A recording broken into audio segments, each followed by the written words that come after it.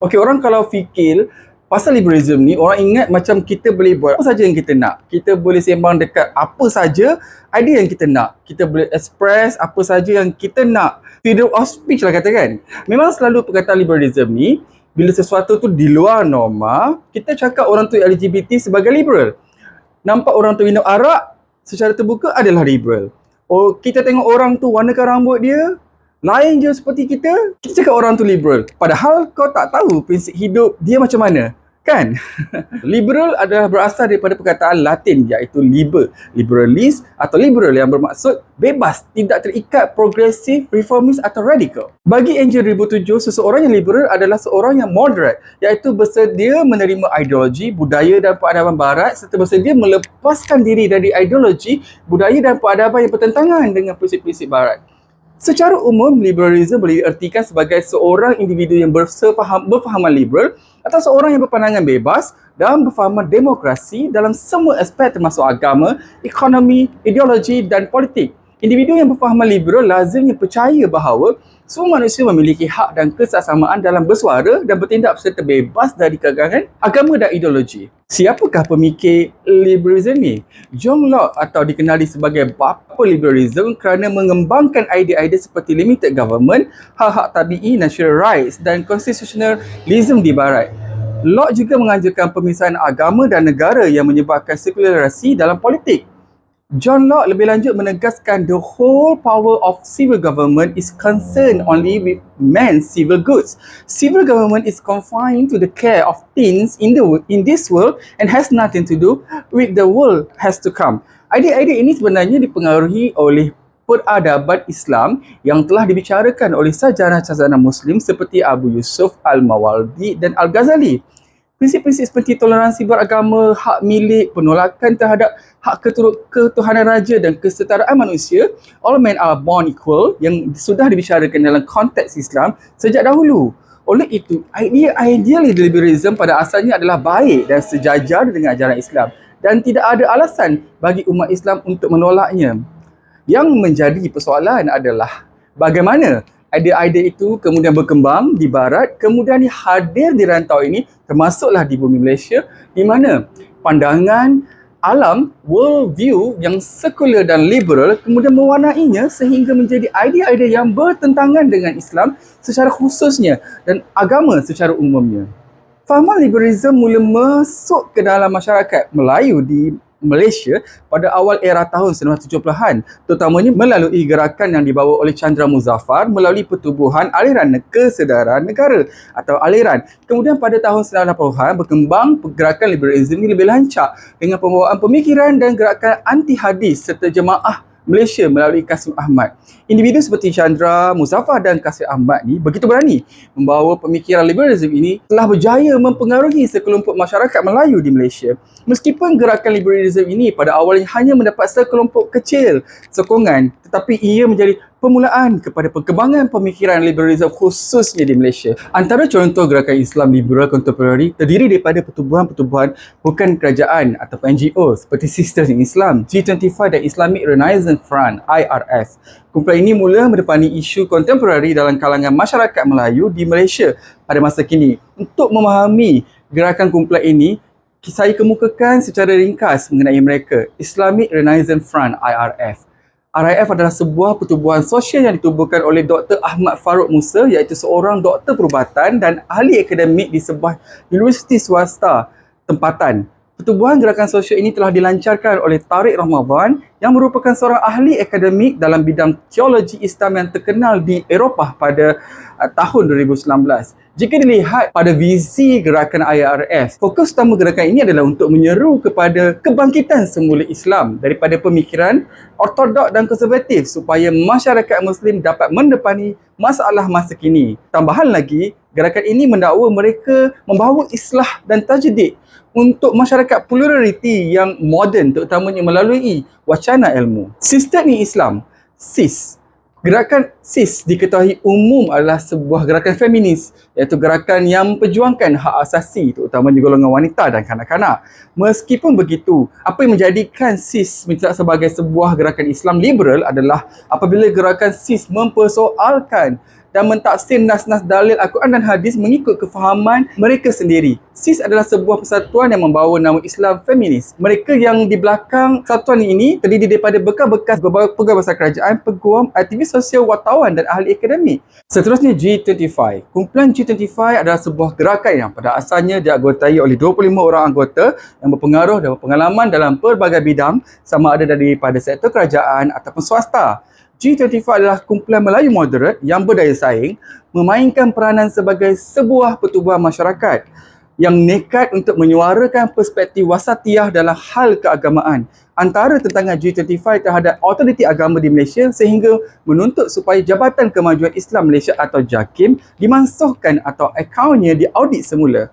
G25 juga mencetuskan kontroversi apabila mendakwa bahawa khalwat adalah satu urusan peribadi dan hukuman khalwat perlu dimansuhkan. Satu persamaan kepada mereka yang berfikiran liberal ini yang mempunyai kesamaan ciri-ciri, iaitu penafsiran Al-Quran berlandaskan akal semata-mata, iaitu logik akal. Mempertikaikan kesahihan Al-Quran, mendakwa Al-Quran bukan wahyu Allah tetapi ciptaan Nabi Muhammad SAW, menolak hadis, menekankan hak-hak peribadi dan kesemarataan. Pandangan Islam terhadap liberalism. Liberalism adalah serangan pemikiran yang merupakan strategi barat yang paling ampuh bagi melumpuhkan pertahanan akidah umat Islam daripada luar. Ia berlaku dengan memasukkan ideologi ciptaan mereka secara halus tanpa disedari. Ideologi yang ditawarkan dengan jelas memberikan kesan langsung terhadap akidah dan syariat Islam. Malah ia terbukti telah meninggalkan impak yang amat besar sehingga mewujudkan masyarakat Islam yang hilang jati diri dan nilai keimanan. Justru kami menyeru agar umat Islam membenteng diri daripada terpengaruh dengan ideologi tersebut dan sentiasa dikurniakan petunjuk dan hidayah Allah SWT untuk membezakan antara yang hak dan yang batil. Seperti ayat Al-Quran di bawah ini yang bermaksud, Ya Allah, tunjukkanlah kepada kami kebenaran itu sebagai kebenaran dan rezekikanlah kepada kami untuk mengikutinya. Dan tunjukkanlah kepada kami kebatilan itu sebagai kebatilan dan rezekikanlah kepada kami untuk menjauhinya. Dan jangan jadikannya terkeliru atas kami sehingga kami sesat dan jadikanlah kami bagi orang yang bertakwa sebagai pemimpin. Melihat kepada bahaya ancaman liberalisme terhadap agama dan negara, beberapa fatwa telah dikeluarkan oleh pihak berkuasa agama Islam di Malaysia. Dalam hal ini, Muzakarah Jawatankuasa Fatwa Majlis Kebahasaan Hal Ehwal Agama Islam Malaysia kali ke-74 pada tahun 2006 telah memutuskan gerakan pemikiran liberal mengandungi fahaman-fahaman yang didapati menyeleweng dari aspek akidah dan syariah, seperti berpegang kepada konsep pluralisme agama, mendakwa akal manusia adalah wahyu, mempersoalkan metodologi penafsiran Al-Quran dan Al-Hadis dan lain-lain. Berdasarkan kepada ciri-ciri penyelewengan tersebut, Muzakarah memutuskan bahawa pemikiran liberalisme adalah ajaran sesat dan menyeleweng daripada syariat Islam. Beberapa isu yang dianggap agak mudah mempengaruhi pemikiran masyarakat, terutama di kalangan mereka yang kurang memahami agama, cuba diutarakan oleh golongan ini, antaranya persamaan gender. Persamaan gender adalah antara perjuangan utama golongan perfahaman liberal.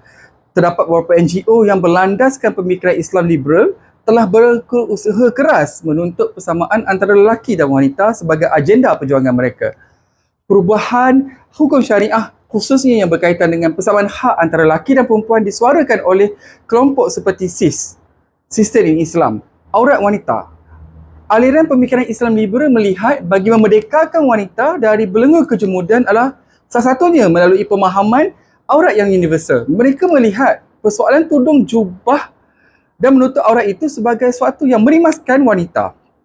Dan wanita perlu dibebaskan dari pemakaian yang menutup aurat tersebut. Mariam Lee telah menggemparkan masyarakat Islam dengan menimbulkan perdebatan di Twitter apabila mendakwa dalam Al-Quran tidak pernah menyatakan bahawa rambut perlu ditutup. Kononnya dalam ayat tersebut hanya dinyatakan bahawa kain kerudung kepala perlu dilabuhkan bagi menutup dada. Beliau menyatakan there is no word in the Quran that says cover your hair. Quran says your cloth to your chest. Covering hair is encouraged, not wajib. Yang ketiga, mempertahankan hak-hak asasi LGBT. Liberal mengiktiraf hak-hak golongan lesbian, gay. Mereka menganjurkan usaha-usaha membela dan mempertahankan hak-hak sivil golongan lesbian, gay, biseksual, transgender dan individu yang mengamalkan interseksual. Agenda mereka menyokong sebarang usaha atau ketetapan yang memberikan hak-hak yang sama rata untuk golongan manusia dalam sesebuah masyarakat Islam tanpa mengira jenis, fahaman, agama, budaya dan gaya hidup seseorang. Yang keempat, berkongsi nilai sejagat melalui pluralisme agama. Liberal ini juga mempromosikan pluralisme agama yang bertitik tolak dari masyarakat golongan radikal Islam yang muncul disebabkan oleh ketaksuban oleh pemikiran yang dipenjarakan oleh ilmu fiqh klasik yang sering menyebabkan hubungan Muslim dan non-Muslim sentiasa menjadi tegang, mendiskriminasikan non-Muslim dan isu-isu yang berkaitan dengan keadilan dalam konteks hubungan agama. Justru sebagai reaksi daripada permasalahan yang berlaku ini, fahaman pluralism dibentuk sebagai usaha golongan Islam liberal ataupun liberalism ini untuk mengenangani isu-isu sebegini. Beberapa tindakan segera perlu diambil oleh pelbagai pihak, antaranya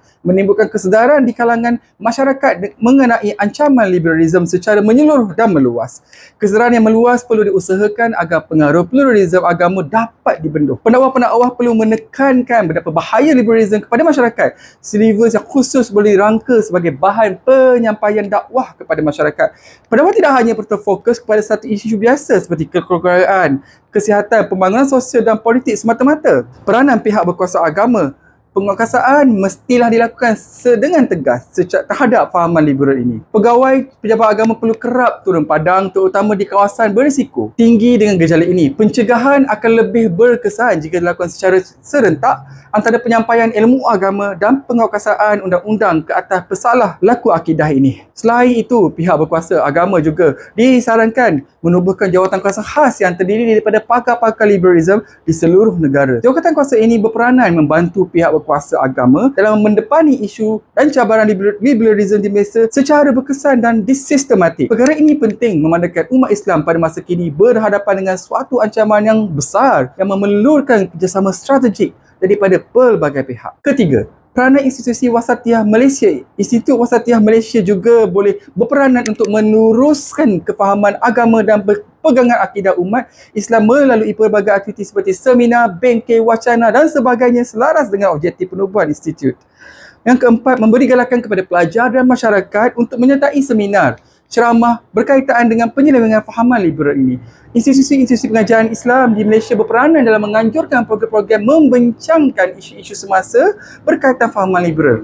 Aktiviti yang dilakukan dalam bentuk ini in-house training di mana pakar-pakar awam dan swasta yang berkenaan dijemput untuk memberikan maklumat tentang liberalism dijangka lebih memberikan impak kepada usaha ini.